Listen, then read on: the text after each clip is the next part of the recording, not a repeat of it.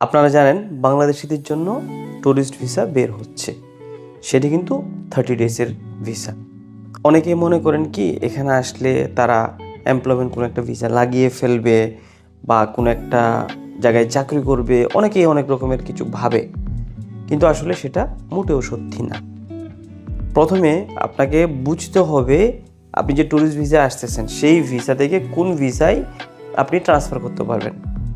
সেটা না হয় আপনি ইনভেস্টর বা পার্টনারশিপ ভিসাতে আপনি লাগাতে পারবেন, আর না হয় কোনো একটা ভালো যদি লোকাল আপনার কাছে পাওয়ারফুল লোকাল থাকে তার আন্ডারে আপনি তার পার্সোনাল বা ডোমেস্টিক ভিসা বা ঘরের বিষয় যেটা বলে সেটা আপনি লাগাতে পারবেন।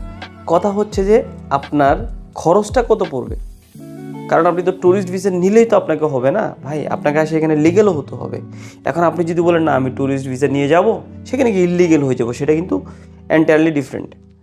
কিন্তু হ্যাঁ, মার্কেটে যে ভিসার রেট চলতেছে আর কি, অ্যাপ্রক্সিমেটলি আপনি বলতে পারেন 16-17 হাজার, 18,000, 20,000 এরকমই আপনার খরচ যাবে। তো আপনারা যারা যারা ট্যুরিস্ট ভিসা নিয়ে আসার চিন্তা করতেছেন, আপনাদের কাছে এই টাকাটা রেডি রাখবেন। এই ভিডিওটা আসলে আমি বানিয়েছি এই জন্য অনেক মানুষ আসতেছে তাদের কোনো বিন্দুমাত্র আইডিয়া নেই আসলে কত টাকা খরচ হতে পারে। আমি জাস্ট আপনাদেরকে রাফলি আইডিয়াটা দিয়ে দিলাম যাতে আপনারা কোনো ধরনের সমস্যায় না পড়েন।